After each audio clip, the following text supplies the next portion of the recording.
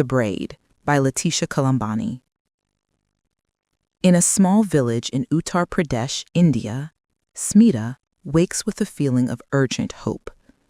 She is a Dalit, an untouchable, born into a life of inherited shame.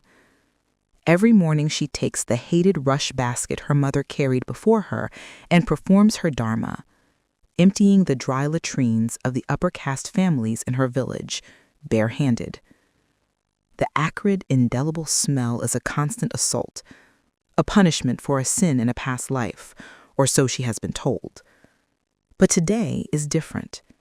Today, her 6-year-old daughter Lalita will go to school. Smita has thought for this. Her husband, Nagarajan, a rat catcher who earns his keep by catching rodents in the fields with his bare hands, was resistant. He believed in their karma, the circle no one can break. But Smita, a small, dark-skinned woman with a will of iron, refused to teach her daughter the family trade of cleaning filth. She would not watch Lalita vomit into a ditch as she herself had done at that age. She would not pass down the cursed basket. After relentless pressure, Nagarajan relented and spoke to the Brahmin schoolmaster, who agreed to take Lalita after accepting the family's meager savings. As Smita braids Lalita's beautiful waist-length hair, she feels an overwhelming sense of victory. Her daughter will learn to read and write. Today, a new life begins. Far away, in Palermo, Sicily, Italy, Giulia is startled awake by her mother's call. She bikes through the bustling morning market to open her father's workshop, the last of its kind in the city. Housed in an old cinema, the Lanfredi workshop has processed hair for generations, following the old Sicilian custom of cascatura, collecting cut hair to be made into wigs and hairpieces. Giulia, a quiet and bookish 20-year-old, adores the workshop.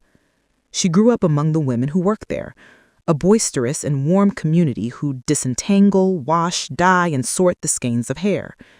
While her sisters have no interest in the family business, Giulia left school to learn the trade from her father Pietro, a respected and authoritarian patriarch. He has taught her the secret chemical formula for bleaching hair, a process he conducts with loving care. Giulia loves the company of the women, especially the wise 75-year-old matriarch of the workshop, La Nonna, who has worked there for 5 decades. But this afternoon, a strange silence greets her upon her return from her lunchtime reading break. La Nonna approaches her with a grave expression. There has been a phone call. It's about her father. In yet another corner of the globe, in Montreal, Canada, Sarah Cohen's day begins like a military operation. A 40-year-old partner at a prestigious law firm, her life is a relentless race against time, meticulously organized to accommodate her 3 children, Hannah and the twins, Simon and Ethan, and her demanding career. She shattered the glass ceiling at the macho firm of Johnson and Lockwood, becoming the only female partner through sheer grit and countless hours of overtime. This success has come at the cost of 2 marriages and a constant gnawing guilt over the time missed with her children. To cope, she has built a high wall between her professional and personal lives, never speaking of her kids at the office, and even removing their car seats before pulling into her dedicated parking spot. Her domestic life is managed by Magic Ron, an indispensable male nanny she hired years ago. Sarah is the epitome of the successful woman, but beneath the flawless makeup and designer suits, she is a bomb waiting to explode. One day, in the middle of a plea, it happens. Her vision clouds, the room spins, and she collapses silently to the courtroom floor. When Lalita returns from her first day of school, Smita sees immediately that something is wrong. The beautiful new sari she lovingly stitched is ripped and filthy. When she turns her around, she sees Lalita's back is streaked with red raw marks of a cane. The schoolmaster, the Brahmin, did this to her. In a fit of rage, Smita assumes her daughter was disobedient, but Lalita's mumbled confession stops her cold. He wanted me to sweep the classroom. The Brahmin had tried to force her into the role of a cleaner in front of the other children to remind her of her place. When she refused, he beat her. Smita is overcome with a mixture of pride for her daughter's defiance and fury at the injustice. Nagarajan argues that Lalita should have submitted, that it's the price for an education. For Smita, this is the final straw. That night, she lies awake, her hope curdled into a steely resolve. They will not have her daughter. She makes a silent, rebellious promise to Vishnu. They will leave this place. Giulia's father is in a coma, his Vespa having skidded off the road for reasons no one can explain. As he lies motionless in a hospital bed, Giulia discovers another devastating secret. Searching for a document in his office, she finds a locked drawer. Inside is not evidence of an affair, but a thick file of final demands and letters from bailiffs. The house of Lenfredi is bankrupt. The tradition of cascatura is dying, and with no raw material, the business her family built over a century is on the brink of collapse. They have a month at most. Crushed, Giulia cannot bring herself to tell the women at the workshop. During the city's festival days earlier, she had witnessed two carabinieri harassing a tall, handsome, dark-skinned man with a turban. Their eyes met for a fleeting, powerful moment. Now seeking refuge in the library, she sees him again. His name is Kamaljit Singh, a Sikh from Kashmir who fled violence in his homeland and now works in an olive oil cooperative. A secret, passionate affair begins between them, their stolen hours in a hidden sea cave, a balm for Giulia's grief.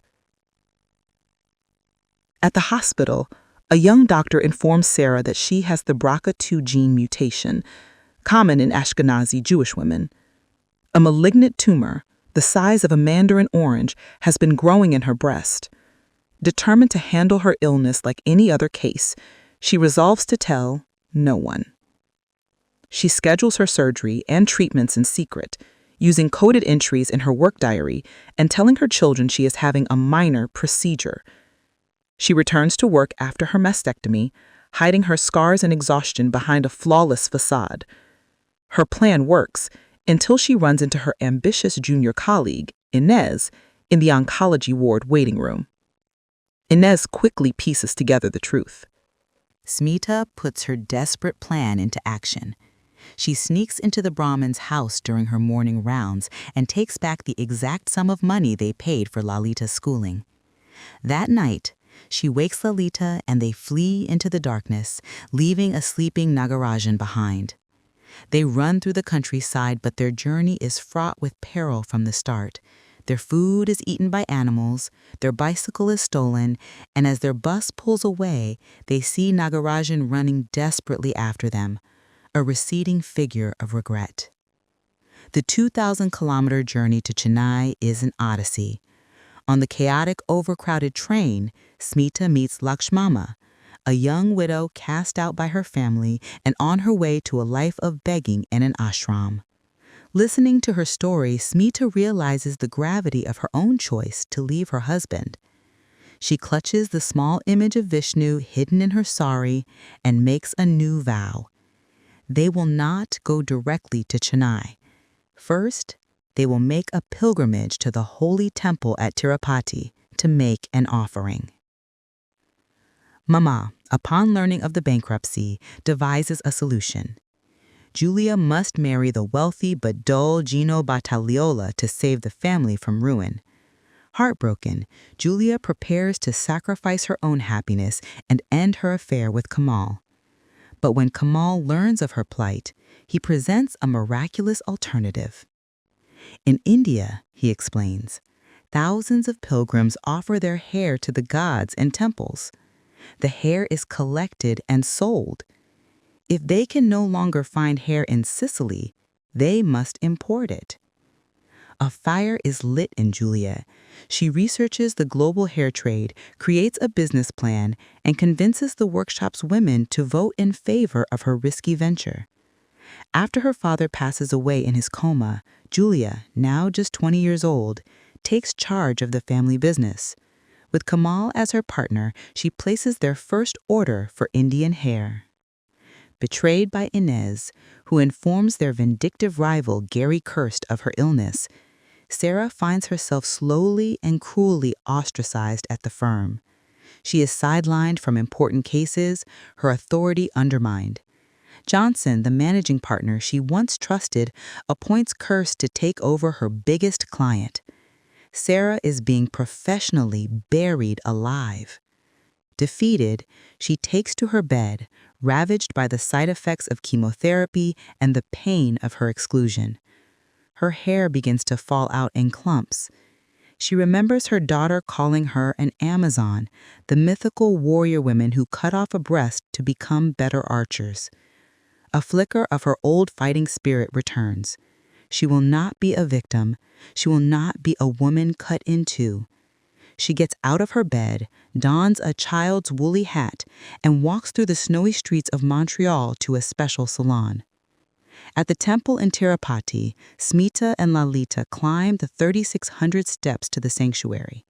Inside the Kalyanakata, a vast hall filled with barbers, thousands of pilgrims are having their heads shaved as an offering. To renounce vanity is to lay oneself bare before the god. Lalita is terrified, but Smita, determined, goes first. As the razor glides over her scalp, she feels a lightness, a sense of peace. Then, holding her daughter's hand, she watches as Lalita's own magnificent waist-length braid is shaved off. Their hair, their only possession of value, lies in a heap on the floor. They have made their offering. Now a new life can begin. In the quiet, elegant salon in Montreal, Sarah tries on several wigs before the saleswoman presents a masterpiece. It is made of real Indian hair, she explains, treated in a family workshop in Sicily and hand-braided strand by strand onto a fine cap. The color is a perfect match. She puts it on, and for the first time in months, she recognizes the woman in the mirror. It is her, yet it is also someone new, someone whole. With a surge of resolve, she asked the woman to shave the last of her own thinning hair. She is an Amazon. She is a warrior. She will fight this disease, she will sue her firm for discrimination, and she will be there for her children. Walking out into the world, her new hair framing her face, she feels an immense gratitude for the invisible chain of women, the one who gave the hair, the one who prepared it, the one who wove it, who have across continents given her back her strength.